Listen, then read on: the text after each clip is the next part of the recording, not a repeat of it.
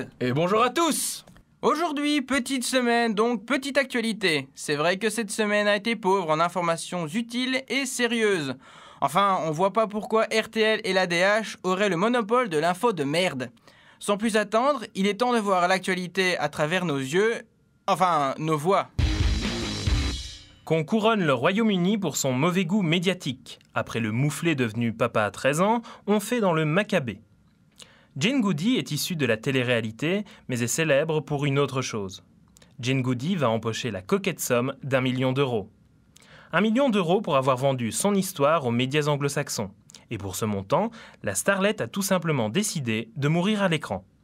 Il lui resterait 8 semaines à vivre. Elle l'a appris en direct à la télévision, elle est atteinte d'un cancer de l'utérus, selon la thèse officielle. Elle suit depuis un traitement dont les moindres détails sont vendus aux meutes de journalistes. Des détails coûteux ensuite donnés en pâture aux hordes de téléspectateurs. Au-delà de donner un sens à sa vie et à sa mort, il est naturellement question d'argent. Jane Goody prétend assurer un avenir décent à ses enfants. Mais un vrai business est créé autour de la malheureuse. Sur un site web, il est même possible de parier sur le jour de sa mort. L'argent n'a peut-être pas d'odeur, mais à partir d'1 million, il commence à se faire sentir. Ça gaze à Toulouse. C'est en effet ce lundi que s'est ouvert le procès en correctionnel de l'explosion de l'usine AZF. Rappelons que ce mini 11 septembre a fait 30 morts ainsi que 2500 blessés. Période carnavalesque oblige, quelques centaines de personnes ont défilé dans les rues de Toulouse pour manifester leur volonté de connaître la vérité. Les débats doivent durer plus de 4 mois et l'Assemblée ressemble à une véritable société digne du carnaval de Binge. 5 magistrats qui composeront le tribunal correctionnel, 2 magistrats qui représenteront le ministère public, des dizaines d'experts ainsi qu'une soixantaine d'avocats.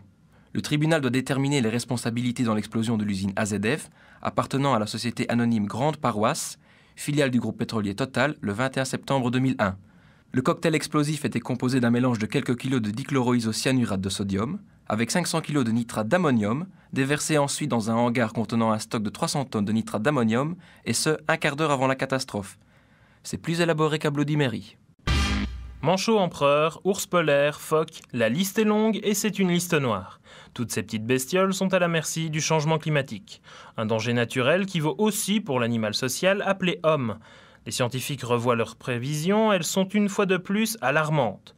Le réchauffement climatique aura des conséquences plus graves que prévues sur notre planète. Selon de nombreux scientifiques, la fragilité de plusieurs écosystèmes a été sous-estimée. Et tout risque d'empirer, même avec une augmentation minime des températures. Ces scientifiques ont observé aujourd'hui beaucoup plus d'impact des changements climatiques, alors que ces changements ne sont que de 6 à 7 dixièmes sur une période de 100 ans. Avec une goutte de bon sens, on devrait bien se rendre compte que depuis 10 ans, les phénomènes extrêmes sont plus fréquents. Rappelons les récentes inondations australiennes, les ouragans Katrina ou Ike, etc. Et l'impact du réchauffement climatique pourrait encore multiplier ces phénomènes.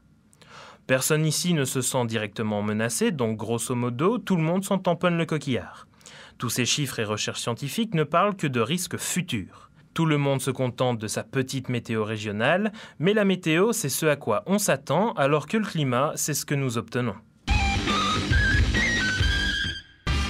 Quand les différentes communautés philosophiques et religieuses s'ennuient, elles débattent lors de réunions informelles sur des sujets sociopolitiques. Elles se sont notamment longuement entretenues sur le sujet des sans-papiers. Non pas pour accueillir tous les sans-papiers chez eux, mais pour en appeler aux partis politiques quant à la manière de régler la politique migratoire. Pour ces communautés dites philosophiques, le gouvernement devrait, je cite, « mettre en route une politique de régularisation réaliste, juste et généreuse ». Soyons réalistes alors, il n'y a plus beaucoup de place dans notre petit pays. Soyons également justes et généreux, on n'emprisonne pas les sans-papiers qui commettent un crime en Belgique. On les renvoie nourris et blanchis dans leur pays d'origine, aux frais du roi, de sa femme et du petit prince. Quel bonheur de ne pas être belge. Crise économique, déboires politiques, évêques négationnistes. Sombre période que nous venons de vivre. Vous aspirez à vous évader sous les tropiques, vous rêvez de vous ressourcer dans des pays exotiques, nous avons et nous savons ce qu'il vous faut.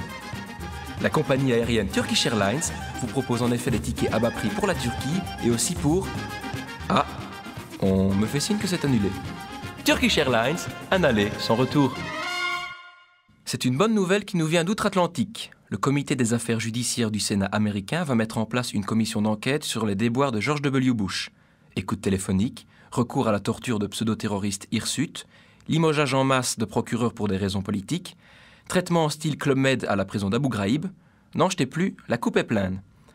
Interrogé sur l'éventualité d'une commission d'enquête, le président Barack Obama a déclaré « Ma position générale est de dire « tournons la page », mais je pense aussi que personne n'est au-dessus des lois. » Pas très clair ce bon vieux Barack.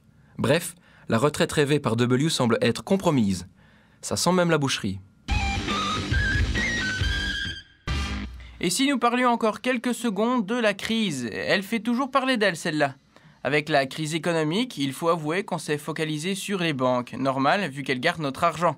Ensuite, ce qui est plus logique, on s'est attardé sur le pouvoir d'achat des ménages. Mais quand on parle d'argent, de compte en banque, on touche aussi au domaine des ONG. Parce que oui, elles brassent beaucoup d'argent. Eh bien, suite à la crise économique, la Croix-Rouge a vu un recul des dons de 15%. Handicap International est confronté au même problème. Par contre, du côté de MSF, Caritas, Île-de-Paix, WWF et Greenpeace, on ne ressent pas trop les effets de la crise. Il est vrai que si on ne redistribue pas les dons d'argent tout de suite, ça fait une belle petite réserve en poche en cas de période difficile. Cependant, ces dernières ONG expliquent que les dons sont moins conséquents et qu'elles ont plus de mal à recruter. Allez, s'il vous plaît, faites un geste, créez une ONG pour aider le MR, le PS, le LIDE, le gouvernement, la Belgique. Et peut-être la crise passera inaperçue. Et enfin, pour terminer, un brin de philosophie. La rétention de l'information est une forme de constipation du savoir. Ah.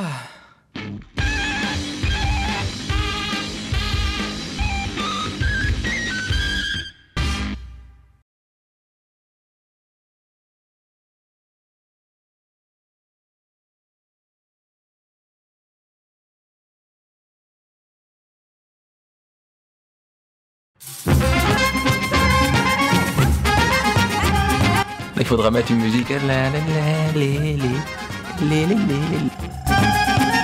C'est parti, mon Rikiki. J'ai pas la fin de mon texte. Normalement, si tu vas mettre une feuille dans l'imprimante, et c'est ma dernière phrase qui sort. Il n'y a pas de clé, elle est en train d'imprimer. Et elle attend juste une feuille.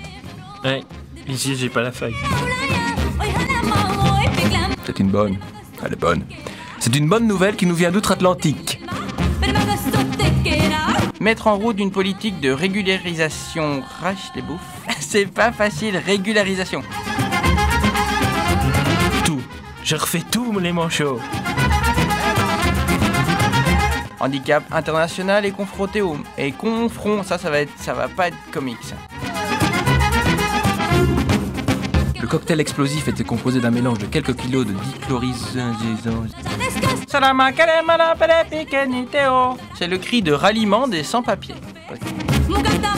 C'est plus élaboré qu'un bloody Mary. Quelle merde dans ce machin-là.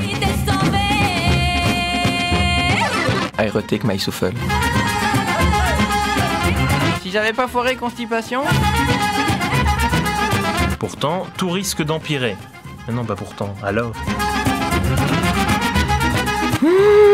Comment ça me rappelle les raisins, ces deux-là.